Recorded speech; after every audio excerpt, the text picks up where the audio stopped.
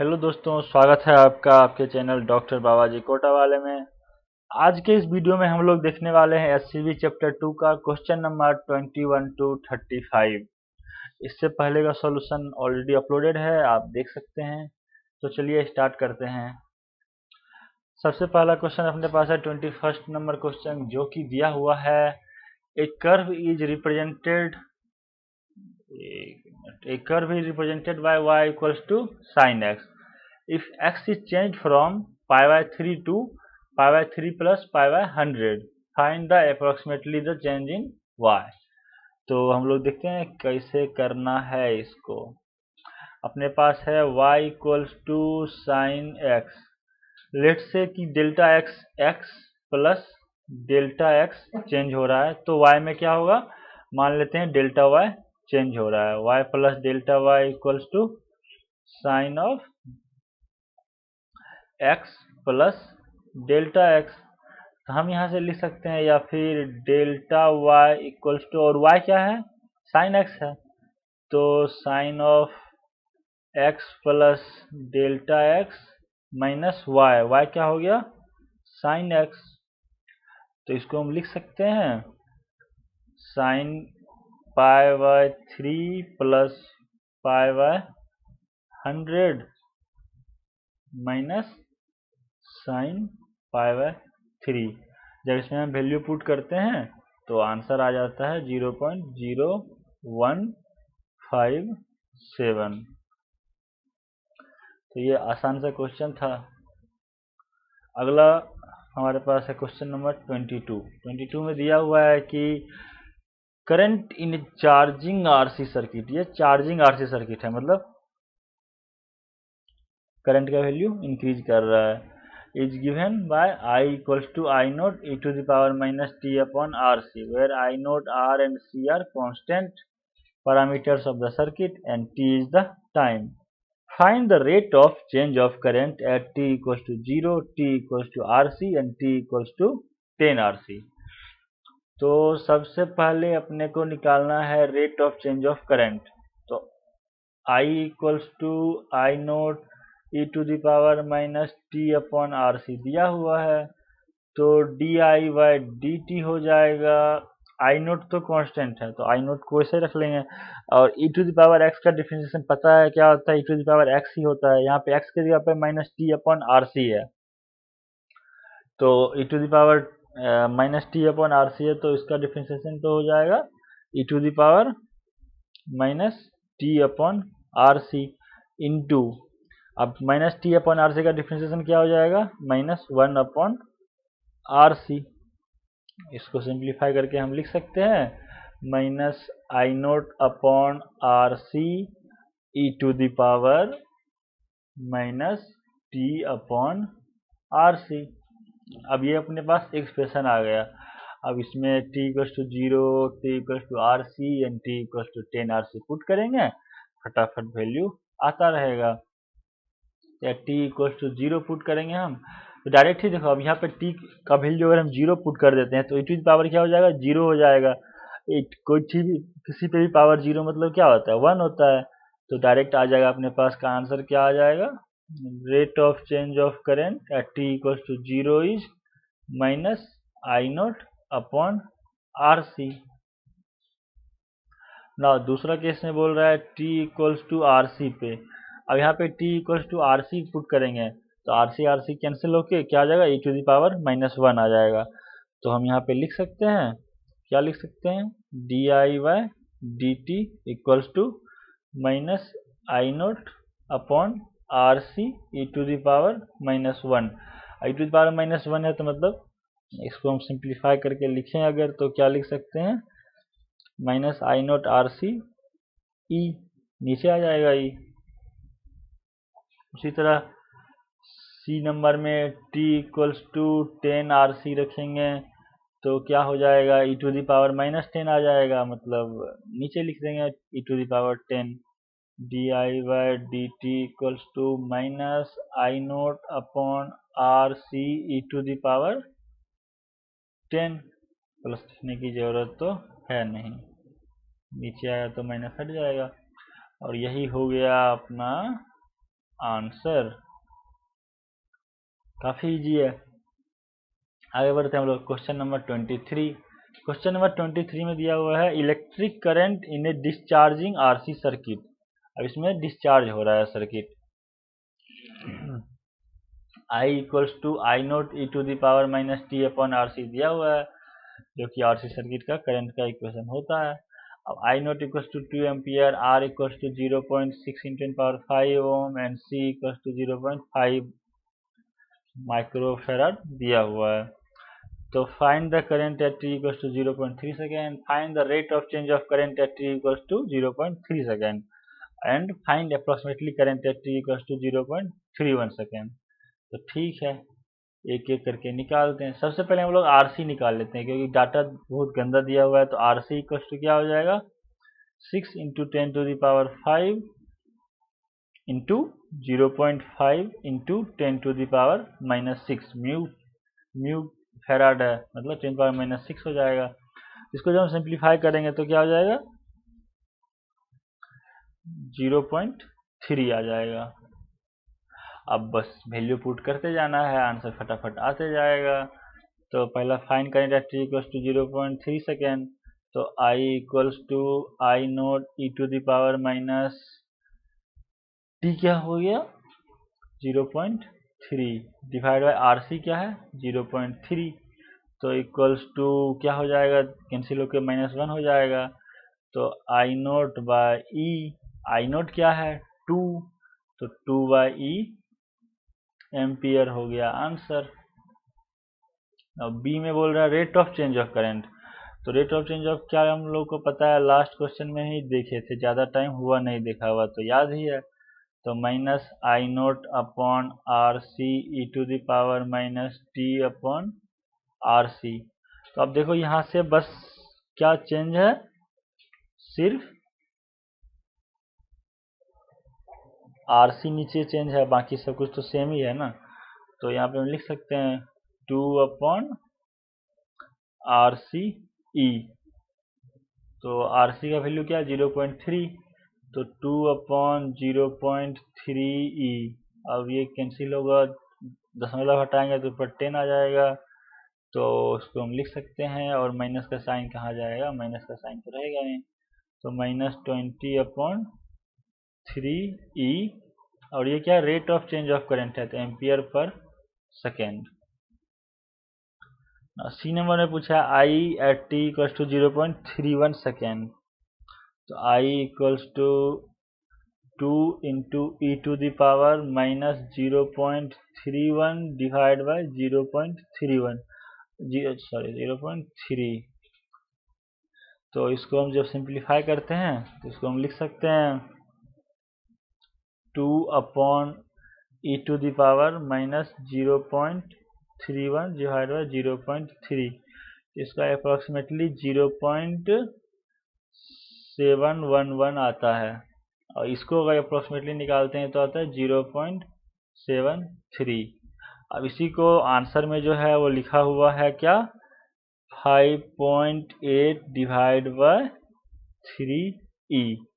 तो सेम ही है, तो पता नहीं ऐसा क्यों लिखा है। तो ये इस तरह से ना क्वेश्चन नंबर 23 को हम कर सकते हैं। Question number 24, find the area bound under the curve y equals to 3x² + 6x + 7 and the x-axis with the coordinates at x equals to 5 and x equals to 10। मतलब मान लेते हैं एक रेंडम कर्व अपने पास है, कुछ इस तरह से, ज़्यादा कर्व में दिमाग नहीं लगाते हैं। तो इसको अपने को निकालना क्या है, एरिया किसके किसके बीच में, 5 और 10 के बीच में, और ये है y और ये है x। अपने को ये वाला एरिया निकालना है। तो क्या करते हैं एरिया निकालने के लिए, इंटीग्रेशन करते हैं। तो इंटीग्रेशन के लिए क्या हो जाएगा,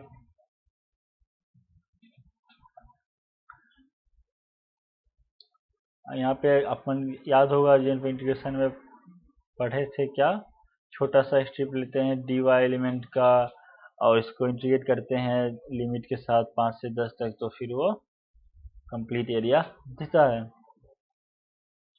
तो integrate dy 0 to y equals to integrate 5 to 10 3x² + 6x + 7 और इंटू dx। मतलब ये y है और इसका थिकनेस क्या है, dx है। तो इसको लेंथ को और विड्थ को मल्टीप्लाई करेंगे तभी तो एरिया आएगा। तो इसको जब हम सॉल्व करेंगे तो अपने पास क्या आ जाएगा, y इक्वल्स टू आ जाएगा अपने पास 3x³ + 6x² 2 + 7x, और इसको लिमिट कहाँ से कहाँ तक रखना है, 5 से 10 तक रखना है। जब इसमें वैल्यू रखते हैं तो अपने पास आंसर आ जाता है 1135 स्क्वायर यूनिट्स, जो भी उसका यूनिट होगा। ये हो गया अपना आंसर। अगला है question number 5। Find the area enclosed by the curve y equals to sin x and the x axis between x equal to 0 to x equal to pi. तो अपने को ज़्यादा दिमाग लगाना है नहीं, बस y equals to sin x दिया हुआ है तो अपने को निकालना है। dy इक्वल्स टू इंटीग्रेट करेंगे 0 से y तक equals to integrate sin x dx, और कहाँ से कहाँ तक है, 0 से पाई तक है।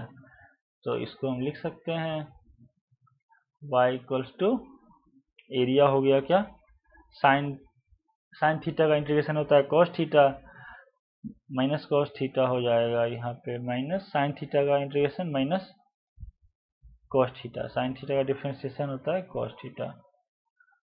तो साइन थीटा का हो गया माइनस कॉस थीटा और लिमिट है 0 से पाई। तो इसको जब पुट करेंगे वैल्यू तो cos 0 क्या होता है, cos पाई क्या होता है, cos पाई -1, तो माइनस ऑफ -1 माइनस cos 0 1, तो माइनस माइनस प्लस हो जाएगा तो इक्वल्स टू 2 आ जाएगा आंसर अपने पास। आगे बढ़ते हैं हम क्वेश्चन नंबर 26 की तरफ। Find the area bounded by the curve y equals to e⁻⁻x the x and the y axis. ठीक है,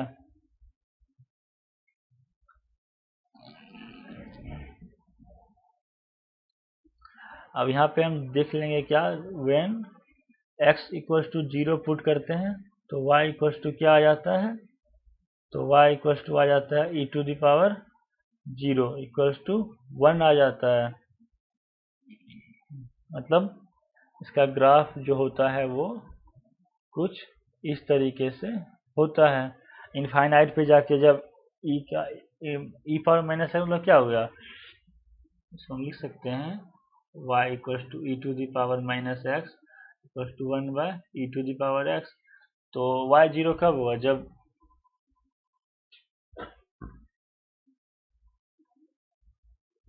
y 0 होगा जब x क्या होगा, इनफाइनाइट होगा। तो 1 बाय इनफाइनाइट क्या होता है, 0 होता है। और ये है x एक्सिस और ये है y एक्सिस। तो एरिया के लिए हमें क्या करना है, इंटीग्रेट करना है। तो area equals to integrate y into x करना है, e⁻⁻x dx। तो e⁻⁻x का क्या हो जाएगा, माइनस ऑफ e⁻⁻x और 0 से इनफाइनाइट।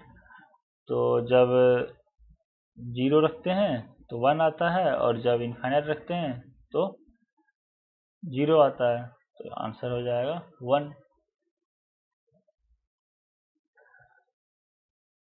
मतलब कि x इक्वल्स टू इनफाइनाइट रखते हैं तो y इक्वल्स टू 0 आता है। देख रहे हो ये जाके आगे जाते जगह एकदम लास्ट में जाके ये टच एकदम पास आता है। आगे बढ़ते हैं हम लोग क्वेश्चन नंबर 27। क्वेश्चन नंबर 27 काफी अच्छा क्वेश्चन है। दिया हुआ है, a rod of length L is placed along the x axis between x equals to 0 and x equals to L। ठीक है, तो पहले थोड़ा सा डायग्राम बनाते चलते हैं। ये है x और ये है y। अब एक रॉड है जो कि यहाँ पे रखा हुआ है 0 से लेकर x इक्वल्स टू L तक। अब ठीक है, रखा हुआ है। The linear density rho of the rod varies with distance x। अब रॉड का जो डेंसिटी है वो x के अलोंग वेरी करता है, जो कि है रो इक्वल्स टू, तो इसको हम लिख लेते हैं, जो भी इंपॉर्टेंट डाटा है उसको लिखते जाते हैं। Rho equals to a plus B x है। तो find the SI unit of A and B. अब देखो रो जो है वो क्या है, मास पर यूनिट लेंथ है, मास डिवाइड बाई लेंथ।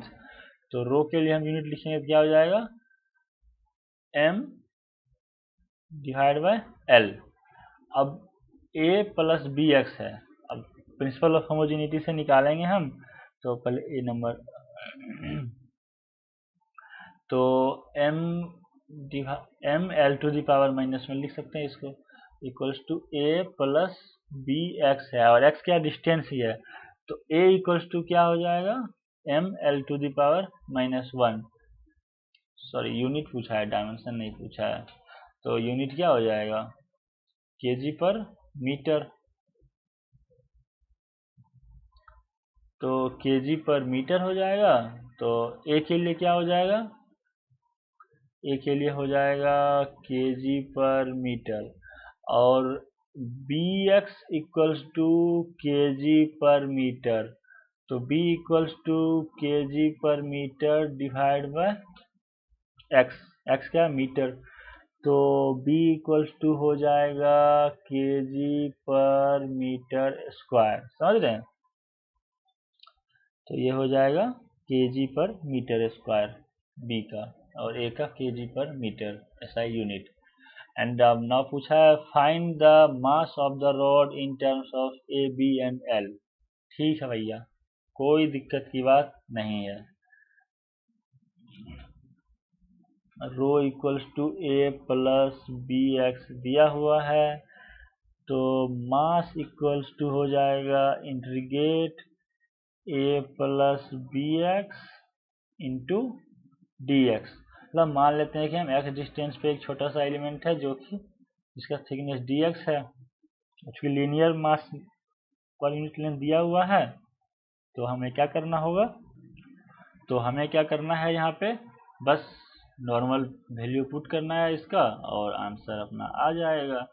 तो ये हो जाएगा, लिमिट क्या है 0 से l, तो इसका इंटीग्रेशन हो जाएगा ax plus B x square by 2, और लिमिट है 0 से l पुट करेंगे तो अपने पास जो आ जाता है सुंदर सा answer al plus b l square by 2।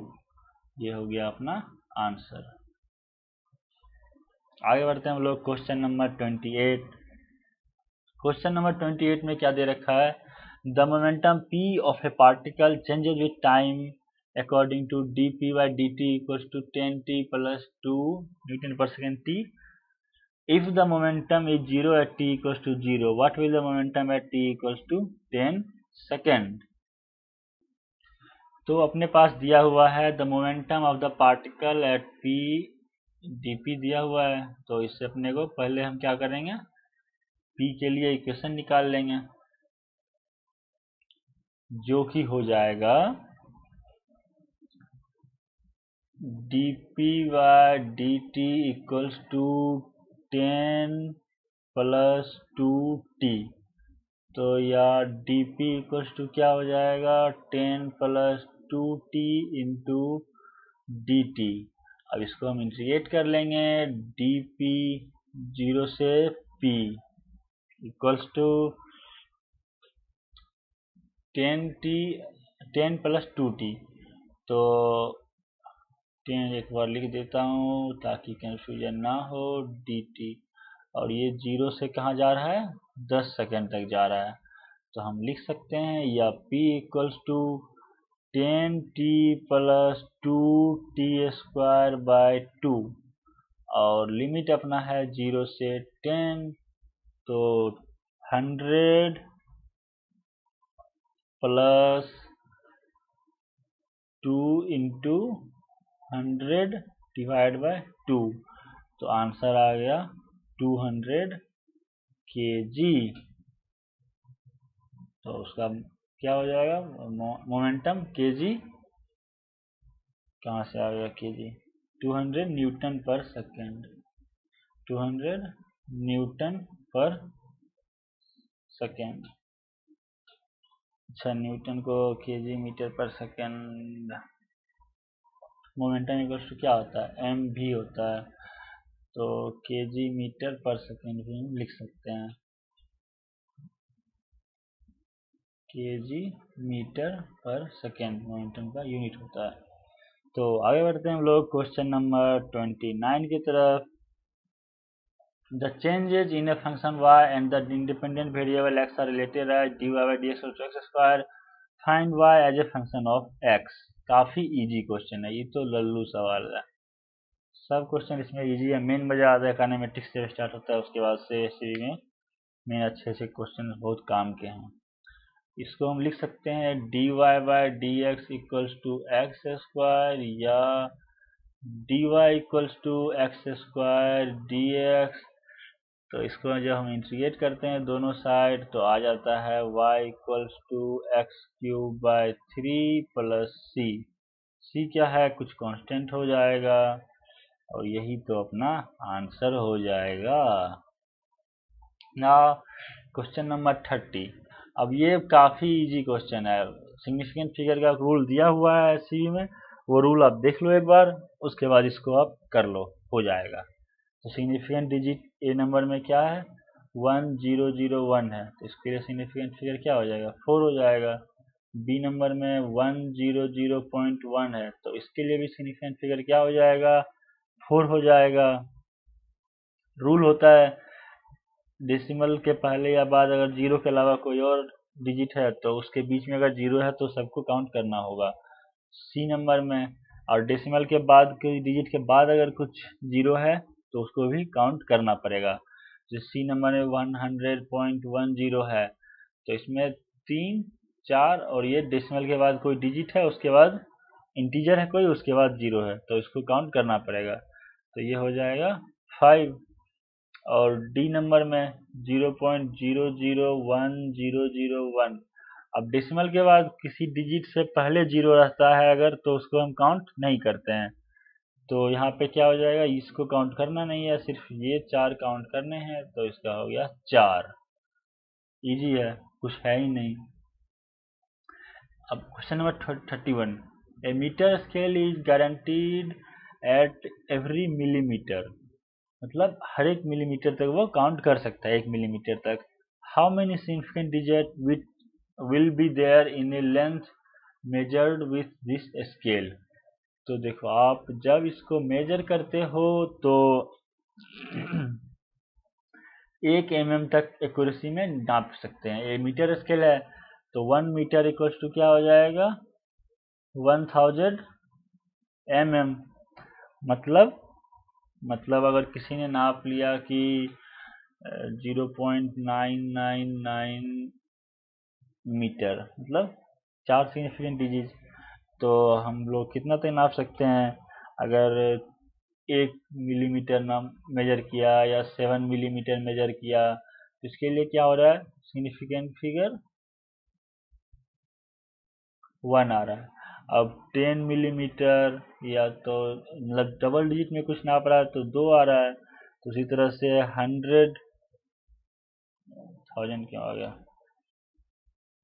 100 millimetre तक मतलब 2 डिजिट तक तो 3 आ गया, और 1000 जो मैक्सिमम 1 मीटर, तो 4 डिजिट सिग्निफिकेंट डिजिट तक हम मेजर कर सकते हैं इस स्केल के द्वारा। कि 1 मीटर मैक्सिमम क्या मीटर स्केल मतलब 1 मीटर का है, तो 1 मीटर का मतलब 1000 मिलीमीटर तक का। तो इस तरह से हम निकाल सकते हैं, 4 सिग्निफिकेंट डिजिट है तो 1 से 4 तक हम सिग्निफिकेंट डिजिट में वो मेजर कर सकते हैं। now question number 32। Round the following number two 2 significant digits.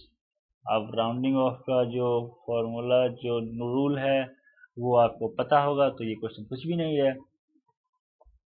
तो सबसे पहले ए नंबर में देखते हैं 3472। 3472 को टू डिजिट में राउंड ऑफ करना है, ठीक है। तो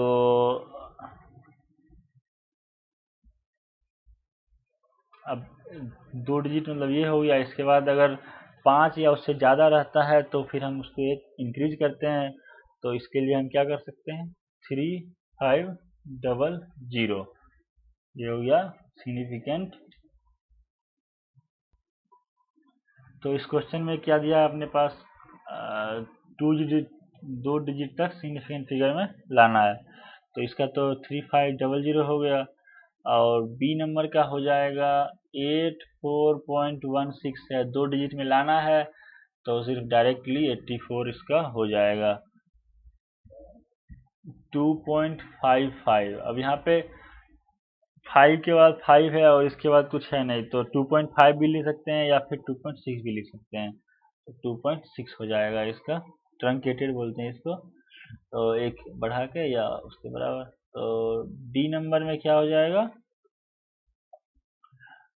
28.5 है, तो इसको हम लिख सकते हैं 28। इस तरह से ये 2 डिजिट सिग्निफिकेंट फिगर में ये राउंड ऑफ होके आ गया। अब थोड़ा सा वो रूल दिया हुआ है, उसको आप पढ़ लोगे तो आसानी से समझ में आएगी। अब रूल अभी तो बताने लगने से कोई फायदा है नहीं, क्योंकि यहाँ पे हम लोग सिर्फ सॉल्यूशन देख रहे हैं। The length and radius of a cylinder measured with the slide clipper are found to be 4.54 cm, 1.75 cm respectively। मतलब कि लेंथ हो गया L हो गया 4.54 सेंटीमीटर एंड R हो गया, रेडियस हो गया सिलेंडर का 1.75 सेंटीमीटर। तो ये अपने पास एक सुंदर सा हो गया क्या, सिलेंडर।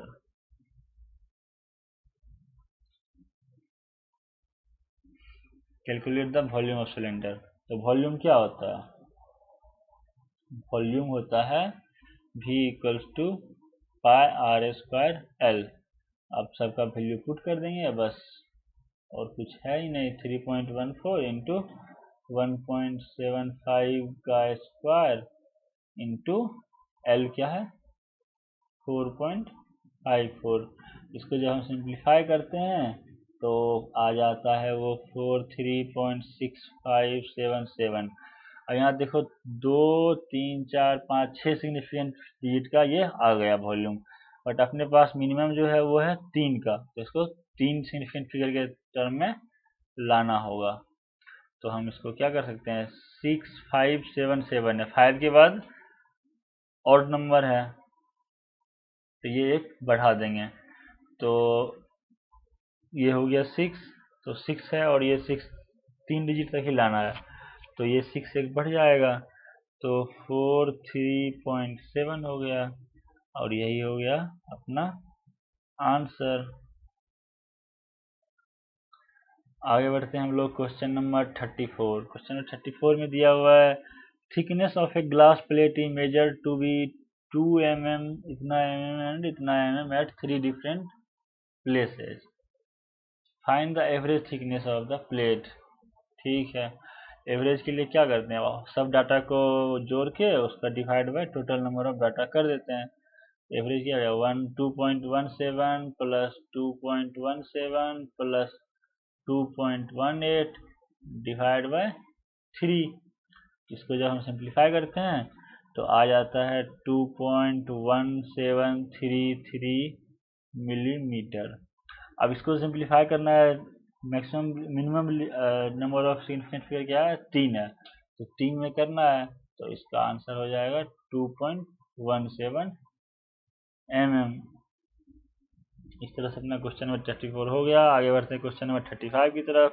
35 में दे रखा है The length of the string of a simple pendulum is measured with a meter scale to be 90 centimeter. The radius of the bow plus the length of the hook is calculated to be 2.13 centimetre. तो इसमें दिया हुआ है अपने पास, खांसी की वजह से पॉज करना पड़ रहा है बीच बीच में, इसके लिए सॉरी।